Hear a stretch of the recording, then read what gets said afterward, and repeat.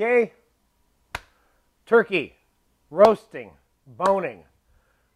This is the continuation of the roast turkey video, if you will. And this is also a good, solid demonstration all by itself on how to bone a turkey. Now, why does that make sense, and why should this be a separate entity of information for you? Because the way I'm going to bone this turkey is the same way you're going to bone a chicken, or the same way you're going to bone a duck. All of the fowl are basically built the same way. So knowing how to bone a turkey is a little bit like knowing how to bone all of them. And that's where I want to take you. So now this turkey, as I recommend in the roast turkey recipe for Thanksgiving or whatever holiday you happen to be making your turkey, or for just dinner, that you roast the turkey the night before or very early in the day, which doesn't sound practical to me because you'd have to get up too early and stay up too late to do that. I would roast the turkey the day before so that you can make the stock.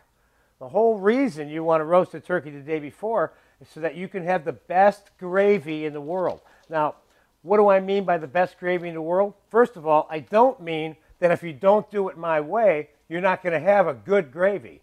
What I am saying is that from a purely practical point of view, in this whole cooking process of making turkey with gravy and or sauce, or whatever you want to call it, keeping in mind that the only difference between a gravy and a sauce is a sauce would be probably more a refined gravy, if you will. And I'm going to take you there when we complete the making of the stock and the gravy. But for right now, why are we boning the turkey the day before? And why is this the best stock in the world to make in terms of for your turkey gravy? Maximizing, extracting all of the flavor that is present in this turkey is what you want to put inside the gravy. That's what's going to make it have depth and be rich and taste so good. And that's why making the turkey the day before does two things for you. One, you don't have to run around dealing with the turkey on the day that you're going to serve it. Number two, you get the best gravy. That's a really good set of reasons to do it the day before. Not to suggest that I want to talk you into it, because you're going to have your way of doing it anyway. But I just want you to know definitively why I recommend that, okay? So I got some gloves on just because I don't feel like getting too messy. I can always rip them off and put some more on if I want to. So here's the platter that this turkey is probably going to end up on here, okay? It's going to end up on this one today. But whether or not you use one that's larger and put more garnishes on the plate and things like that, that's something that's up to you. And I'll talk to you a little bit about that as we're going along, and a little bit later when I got the turkey finished, okay? But for right now, we're going to pick this roasted turkey up, which is now cold because it's been in the fridge, okay? And I'm going to show you how to bone this turkey out, okay? But first, let's get this platter out of the way. And we'll bring the platter back in a minute when I get it closer to when we need it. Meanwhile, I want some elbow room here. Okay, where do you start?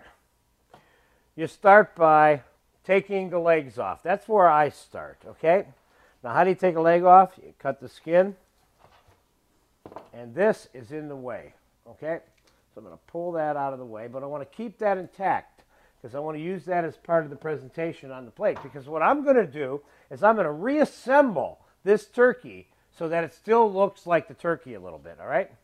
I got that wing out of the way so I can come in here and cut that leg off. Now, this is going to be so simple, you're not going to believe this. Now, see, I'm going to pull this just about right off. You see that? And then, I'm going to cut it right. There's the leg. Now, here goes the other leg. Let me get this other wing off.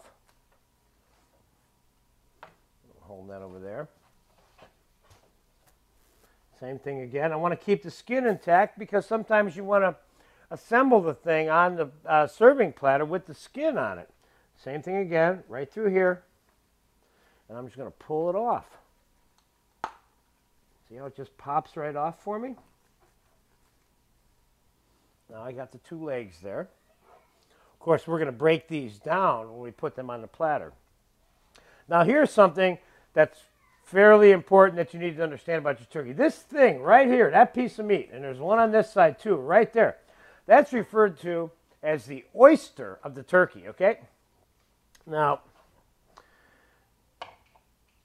I don't know how you would normally put your platter together, but my platter I put together with all the dark separated, but still assembled like a turkey. So I'm going to take the oyster off of here, but I'm going to keep all the dark together in one spot.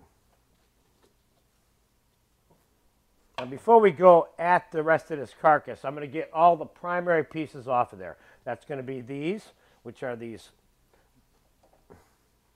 bottom of these wings, if you will. See how that comes off of there? Now you want to keep that in one piece for now. I'm going to take this one off.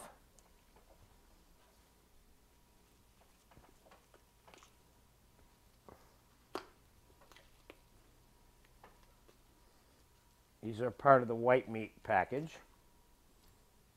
Now, all I have left on here is the miscellaneous pieces of meat, and there's a few spots on this turkey that I'm going to point out to you where there's food and not just little turkey trim pieces, which ultimately are all going to end up in the stock pot with this carcass, okay?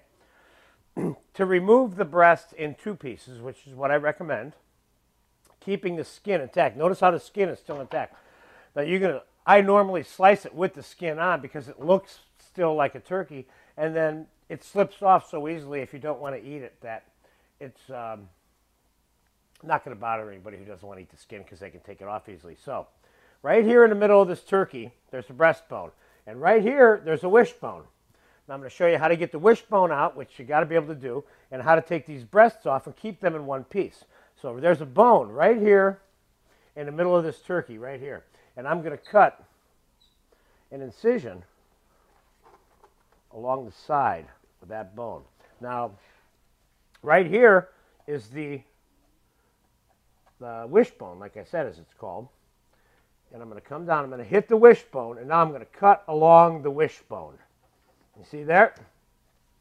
Now, at this point, you're pulling the turkey apart a little more than you are actually cutting it, okay?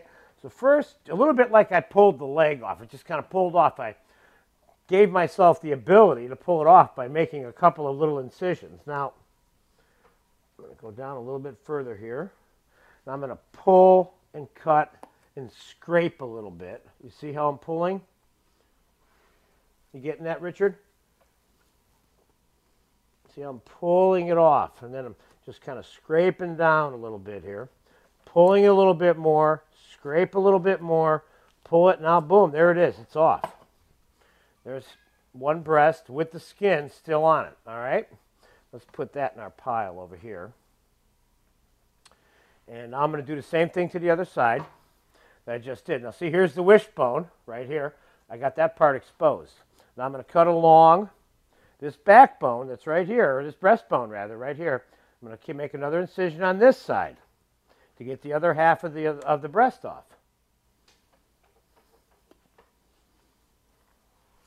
Again, there's a little pushing and pulling involved in this here, you know, but basically they're all the same. And I move it, you keep seeing me move it around because I want to get a good grip on it sometimes.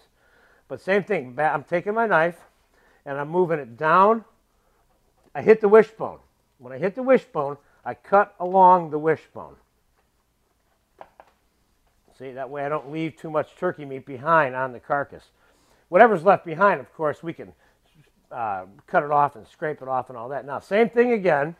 I'm pulling from this angle. I don't know if you can see it. Can you see it in there, Richard? Yes. Okay. I'm pulling, and I'm shaving a little bit with the knife. I'm pulling a little bit more, and I'm shaving a little bit more. And this way is the best way for me to do it, even though you can't see it as well, but I think you got a pretty good idea what's going on here. The trick is here to end up with the whole half breast and not a big piece of it. See how I got it here now? I'm just shaving and pulling.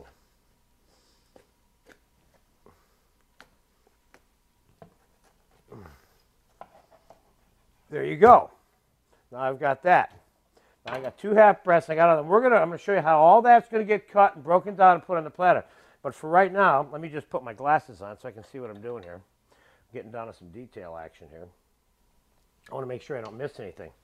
First, all of the skin that you don't think you want to serve, which is pretty much most of the excess, I'm going to put inside of our stock pot, because part of this entire formula and approach to boning the turkey out is to make the stock.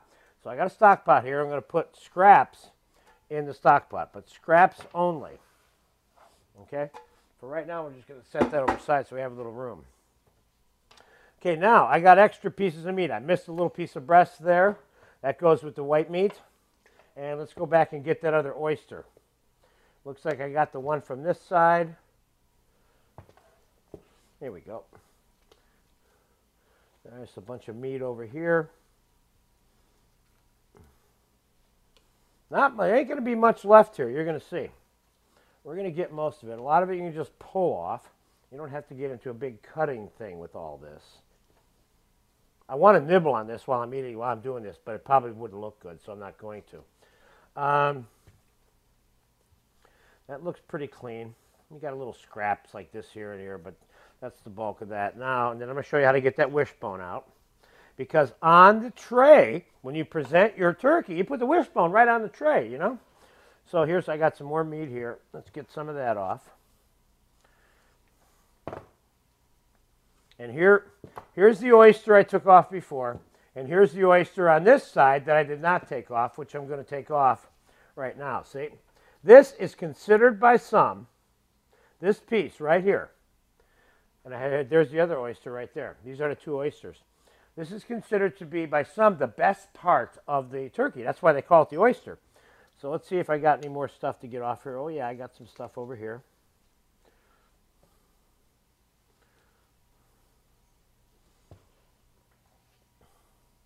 All right, that's the bulk of it right there. And there's little bits and pieces. I could pick on this all day, believe me. Now, I'm going to set this aside, this entire carcass, for a minute and put it in the pot. But after we get all this carved up and all the scraps are in the pot and we have this on the platter, then I'm going to go back and we're going to discuss and talk about the whole stock making process for the turkey stock. But for right now, just to get out of my way, I'm going to stick it up here and drop it in this pot. Okay. All right. Where's the best place to start? Now, this is something you're doing long before anybody ever comes over. Why don't we start with, let me see. Where do I want to start here? Make myself a little bit of room here. I say we leave these intact because this is something, I may throw stuff from time to time into the pot as you're doing this. These things you might want to leave on the bone because someone might want that on the bone, okay? I'll tell you what, I'm going to take a 1-minute break here. I'm going to clean this up and get the platter so then I can show you how to do it because I don't have enough room and we're trying to confine this chute to this space right here. So you can see what it's like to struggle in a home kitchen to do this. And that's part of the reason why I'm doing it here. So I'll be back in 1 minute right now.